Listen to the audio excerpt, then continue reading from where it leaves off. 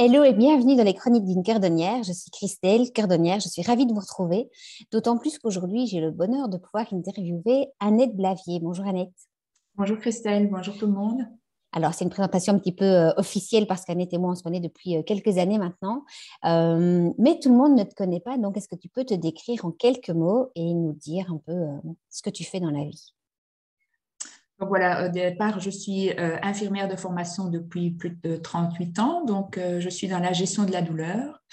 Et parallèlement à ça, j'ai une activité complémentaire dans le bien-être où je suis massothérapeute.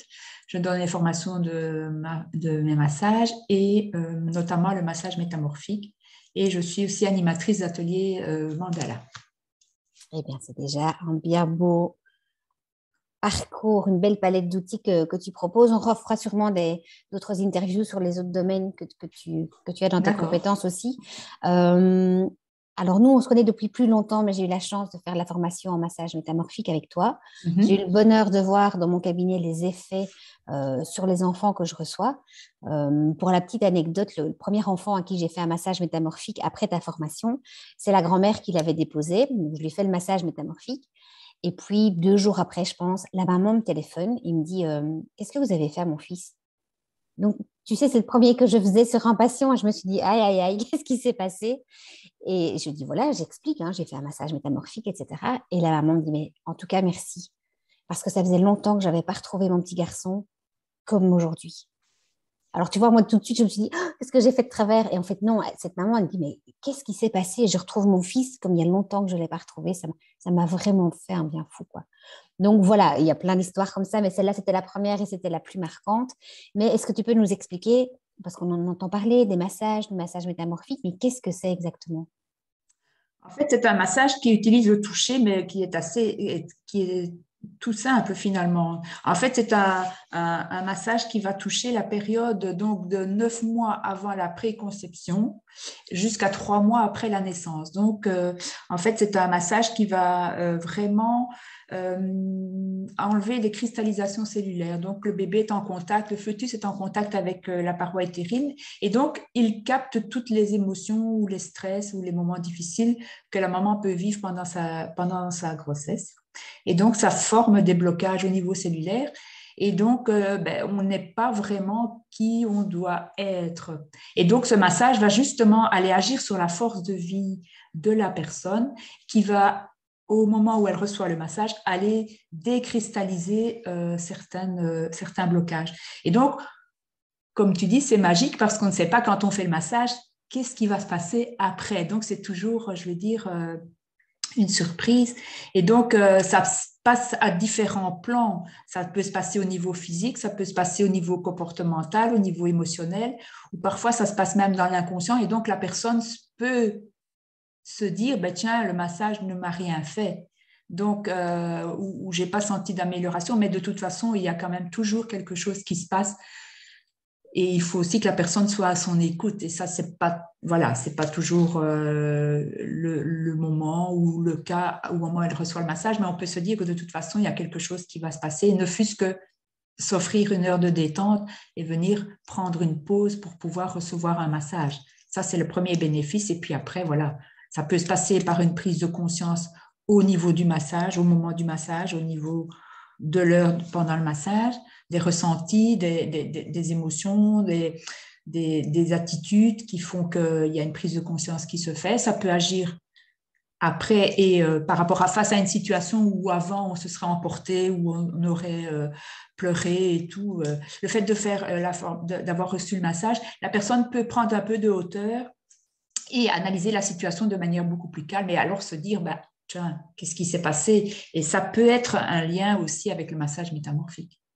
Ok, alors magique et frustrant parce que donc tu parles d'1 heure pour les adultes, les enfants, moi je fais une demi-heure, Oui. euh, conformément à ce que j'ai appris en formation avec toi. Mais par contre, quand les parents accompagnent, c'est très frustrant parce que les mamans, alors j'ai beaucoup plus de mamans que de papas, je ne fais pas de séparation, mais les mamans sont très frustrées parce qu'en fait, il n'y a pas d'explication de ce massage. Donc, on va masser des zones particulières du corps qui Oui. correspondent à un moment précis de l'évolution de l'enfant à ce moment-là. Et il y a des mamans qui aimeraient bien savoir d'où ça vient, pourquoi. Et quand je leur dis qu'en fait, il n'y a pas d'analyse du massage, il y a ce petit côté frustrant de ne pas savoir. Ouais. En général, quand on va faire un soin de quelque manière que ce soit, on a toujours besoin, et le mental a envie de savoir, tiens, qu'est-ce qui s'est passé, qu'est-ce que vous avez ressenti. Ici, c'est un point très, très important du massage métamorphique. C'est vraiment, on est catalyseur du massage, c'est-à-dire qu'on donne l'impulsion à la force de vie de la personne et cette force de vie qui va aller, au moment même où elle reçoit le massage, nettoyer ce que l'âme sait que la personne va pouvoir entendre, comprendre, ressentir. Et donc, nous, en tant que massothérapeute, parfois on a déjà tellement difficile de savoir pour soi, on ne peut pas interpréter, on ne sait pas interpréter ce que la force de vie de la personne va aller modifier ce jour-là. Et c'est vrai que c'est très, très frustrant par rapport à ce mental qui a besoin de savoir et qui a besoin de comprendre. En fait, il faut le vivre, il faut vivre l'après-massage. Parfois, comme si la prise de conscience se fait sur la table, c'est clair que là, tout de suite, la personne, elle n'a même plus besoin que vous lui expliquiez quoi que ce soit, elle sait. Mais bon, voilà, quand ça ne se passe pas comme ça, c'est vrai qu'il y a toujours un petit côté frustrant, mais c'est important pour la personne qui fait le massage de bien, bien prévenir la personne déjà. Moi, je le fais déjà dès la prise de rendez-vous, comme ça apaise déjà le mental, ça lui dit déjà, non, de toute façon, tu n'auras pas d'explication. Et puis, je le répète avant le massage et voilà. Oui, moi, je compare ça à un nettoyage au car wash, tu vois, quand tu vas avec ta voiture, tu ne vas pas commencer à te dire, là, il y a une tâche, je me demande d'où elle vient, qu'est-ce que j'ai pu faire, et là aussi, voilà. tu nettoies tout. Et si par contre, la tâche revient toujours au même endroit à chaque fois que tu vas au car wash, là, alors, il faut amener de la conscience et savoir pourquoi ça se passe à ce niveau-là. Exactement. Donc, c'est vrai que après, il y a les mamans chanceuses dont l'enfant n'a pas envie d'être massé. Et donc, c'est elles, chez moi, qui reçoivent le massage version enfant. Donc, elles ont le massage une demi-heure. Exactement. Et ça fait aussi ça provoque aussi un tas de choses voilà. incroyables. Tout à fait. Et c'est jamais par hasard. Si l'enfant ne veut pas être massé, voilà. Oui, et il se passe des choses magiques aussi quand c'est comme ça en transfert. C'est un peu comme l'acupuncture, hein, si on ne place pas les aiguilles chez les enfants, on peut les placer sur le parent qui est là. Et ça se travaille déjà sur les deux forces de vie en même temps, et de l'enfant par transfert et de la maman. Et enfin, moi, j'ai assisté, il se passe des choses magiques quoi, avec l'enfant. Enfin, voilà, la relation maman, enfin, comme tu dis, c'est souvent les mamans, maman-enfant enfin, c'est magique, quoi. En fait, c'est difficile à expliquer parce que ce sont des choses, du point de vue du massothérapeute, qui sont très belles et ça ne s'explique pas, ça se vit, en fait. Donc, je me souviens d'une petite de 3 ans qui a refusé, qui ne voulait absolument pas se faire masser. Et donc, c'est sa maman qui a pris la place. Et puis après, elle m'a remerciée parce qu'en fait, c'était son anniversaire à elle et qu'elle avait besoin de se poser et de faire quelque chose pour elle. Et c'est sa petite, sans s'en rendre compte, qui lui a offert. Enfin, oui, c'est magique. Hein. C'était juste magique. Un des autres avantages, je trouve, de ce massage, c'est qu'on n'utilise ni crème ni huile. Oui. Donc, c'est juste les mains et que l'enfant peut rester habillé. Voilà. En fait, il faut juste enlever les chaussettes parce que voilà, c'est de peau à peau. Maintenant, si vraiment l'enfant accepte le massage mais qu'il veut pas retirer les chaussettes, voilà, on fera le massage. C'est qu'à ce moment-là, le jour du massage, voilà, parce que chaque zone agit sur un plan différent. Donc les pieds, c'est j'avance dans ma vie. Quand on travaille sur les zones de la colonne vertébrale au niveau des mains, c'est je fais des choses dans ma vie. Et on travaille aussi les zones de la colonne vertébrale sur la tête. Et là, c'est je pense ma vie. Donc, je pars du principe qu'il faut mieux peu que pas. Donc, voilà, si la personne ne veut pas retirer ses chaussettes, voilà, on peut à la limite encore le faire sur les chaussettes. Mais ce qui est, c'est le principe qu'on n'utilise pas d'huile. En fait, c'est parce que la peau doit être peau contre peau, parce que justement, il y a des endroits quand on fait le massage, parfois qui frottent un peu. Ça veut dire que, voilà, quelque part, c'est peut-être le siège du départ de certaines cristallisations, et que si on fait le massage à l'huile, ça peut favoriser le glissement, et donc peut-être que ça ne serait peut-être pas aussi efficace que si on faisait à peau contre peau, quoi. Alors, est-ce qu'il faut être massothérapeute pour pouvoir prodiguer le massage métamorphique? Non, non, absolument pas. On peut très bien faire la formation pour le faire pour ses enfants ou pour sa famille. Bon, moi, je l'ai fait dans le contexte du professionnel, cette formation, mais j'ai des mamans qui sont venues et qui ne voulaient pas forcément le faire en professionnel et qui le font rien que pour pouvoir le prodiguer dans leur famille et autour de ses proches. Absolument pas, c'est un massage. Il y a une partie, la formation se sépare en deux. Il y a une partie théorique le matin parce que, étant infirmière, j'aime bien les notions d'anatomie et les notions de pourquoi. Et donc, voilà, il y a de l'apport théorique, mais qui n'est pas du tout à retenir, ni à enregistrer, ni simplement, moi j'aime bien qu'on sache voilà, ce que l'on fait. Une fois que l'on part dans l'après-midi, dans la partie pratique où il y a un échange, on donne et on reçoit, on fait le massage et on oublie toute la théorie du moment. Et donc, ça peut être pour simplement une maman qui a envie de le faire pour ses enfants. Et alors, à la limite, même dans les livres, et on dit, ben, on peut même l'apprendre aux enfants. Et comme ça, la maman donne à l'enfant et l'enfant peut donner aux parents aussi parce que c'est une technique qui est assez simple finalement. C'est toujours les mêmes zones que l'on masse.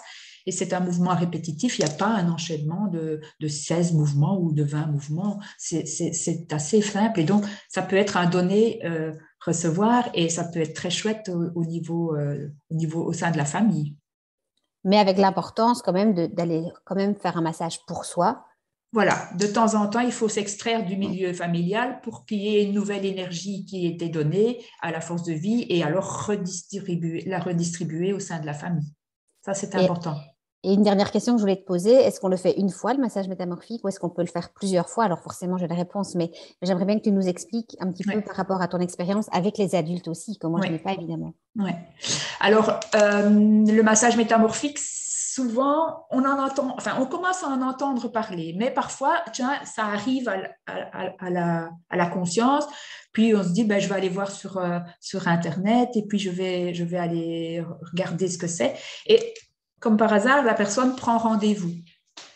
Et elle a une prise de conscience soit sur la table, enfin au cours du massage, ou dans les jours qui viennent. Donc, à ce moment-là, si la personne a sa réponse, c'est pas par hasard qu'elle a vu le mot massage métamorphique passer, qu'elle s'est renseignée, qu'elle a pris rendez-vous, qu'elle a reçu le massage. C'est qu'à ce moment-là, elle était prête à recevoir l'information. Donc, si elle n'a besoin que d'une information, ce sera une seule fois le massage métamorphique. Maintenant, si c'est le seul moyen qu'elle ait de pouvoir se poser, de s'offrir un temps de bien-être par le massage et qu'elle veut celui-là, ben, elle pourra reprendre rendez-vous. Ça peut être un rendez-vous qui se soit espacé, ça peut être, j'ai déjà eu des mamans qui venaient de chez toi ben, parce que ça avait agi sur l'enfant, ben, la maman aimerait bien de découvrir pour elle, et automatiquement, que ce soit par l'enfant ou par la maman, la cellule familiale, comme il y a des choses qui bougent en une personne, ici notamment deux personnes, forcément, dans la cellule familiale, il y a des choses qui bougent. Et donc, il n'y a pas vraiment de réponse. Est-ce qu'il n'y a qu'une séance? Est-ce qu'il y a une séance tous les mois ou pas? C'est au À cas la par carte. cas. Oui, Oui, c'est à la c'est au carte. cas par cas. Et moi, j'aime toujours bien de responsabiliser la personne et de ressentir ce que leur corps leur dit.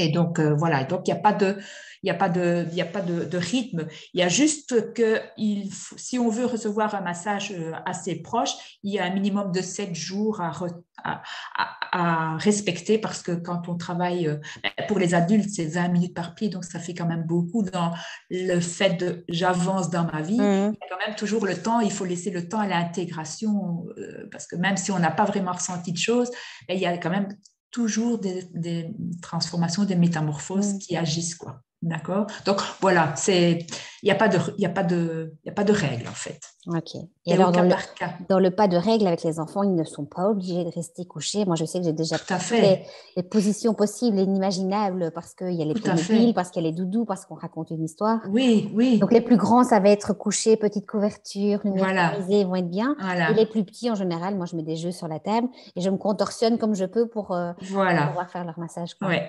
Moi, je leur dis juste, les enfants, vous pouvez faire ce que vous voulez, vous asseoir, bouger, vous tourner, parler avec maman, comme tu dis, avoir des doudous, raconter une histoire. Du moment que la zone où je masse, ben voilà, pas trop Oui, c'est ça. bouger, tu vois. Mais dans le cadre des enfants, moi, ce que je remarque aussi, c'est que bien souvent, les parents, ben voilà, enfin, moi, j'ai eu la situation, c'était un enfant qui soi-disant, ne restaient pas en place à l'école, à la maison. Et donc, à fur et à mesure que le massage se fait, puisque les enfants, comme tu l'as dit tout à l'heure, c'est une demi-heure, donc c'est 7 minutes par pied, 5 minutes par main et 5 minutes sur la tête, donc ça passe très vite. À fur et à mesure que le massage avance, on voit l'enfant qui se pose et on voit qu'il ferme les yeux. Et donc, à fur et à mesure que j'avance dans le massage, à ce moment-là, moi, je suis pas tip-top, je déborde un peu parce que c'est important de rendre l'information à l'enfant que, mais oui, finalement, tu vois, tu peux rester calme et tu peux profiter du bien-être. Et surtout à la maman aussi qui peut voir que son enfant, oui, finalement, il peut aussi avoir des moments où il est calme et où il est posé, quoi. Donc, voilà. Donc là, je ne suis pas à cheval sur la demi-heure. Je prolonge toujours un petit peu parce que c'est tellement important, surtout dans le monde dans lequel on vit, vite, pouvoir rendre ces informations-là au corps. Donc, voilà. Ce n'est pas non plus un massage qui est figé, tip-top. Il faut toujours un peu... J'aime bien, moi, le mot adaptation, en fait. Toujours en respectant les bases du massage, mais je veux dire, voilà, c'est vraiment... Le massage est vraiment au cas par cas, quoi. Et puis, c'est permettre... Oui, vas-y. Même si un adulte reçoit un massage, et je le dis toujours aussi, si pendant le massage, vous voulez changer de position, pour moi, il n'y a pas de problème. D'accord ? C'est vraiment... parce qu'on ne sait pas ce qui se passe pendant qu'on envoie la force de vie de la personne agir. Donc, voilà, j'ai une dame qui aurait aimé pendant le massage se mettre en position fœtale, mais bon, voilà, elle n'a pas osé me le dire, mais je trouve que c'est dommage. Donc, voilà, c'est toujours important de s'adapter et de bien préciser, respecter votre besoin, votre ressenti pendant le soin et on s'adapte, il n'y a pas de problème. Et les enfants adorent. Oui, c'est ça. Oui, et puis, c'est important qu'ils puissent se rendre compte aussi que même si mon corps ne bouge pas et qu'il est à l'arrêt, il n'est pas mort et il n'est pas en danger. Ouais. Voilà. Ouais. Et alors, surtout, bien préciser aux enfants, surtout pour leur dire que s'ils n'aiment, ils acceptent de le recevoir, OK. Si à un moment ou à un autre, ils ne veulent plus recevoir le massage, ils ont le droit de dire stop. Parce que c'est leur corps qu'on touche. Donc, moi, j'insiste beaucoup sur cette notion-là avec les enfants. Tu as le droit de dire stop et je ne serai pas fâchée du tout. Donc, ça, c'est important. C'est une notion importante aussi, que je dis aux adultes aussi, parce qu'il y a des adultes qui parfois subissent aussi des choses, mais ça, je dis aussi aux adultes, mais surtout aux enfants, quoi. Et c'est important qu'ils sachent qu'ils sont propriétaires de leur corps et qu'on a le devoir de les respecter.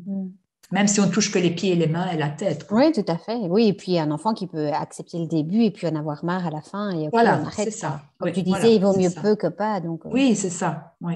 Ouais. Est-ce qu'il y a un message que tu as envie de donner aux gens qui nous regardent ? J'aurais envie de dire que le massage métamorphique, ça ne s'explique pas, ça se vit en fait. Et il me surprend toujours parce que... pas à chaque fois, c'est pas chaque fois une prise de conscience sur la table, mais c'est des retours que j'ai quelques jours après, vous savez, et alors les gens m'expliquent et ça débloque, ça délie et ça permet d'enlever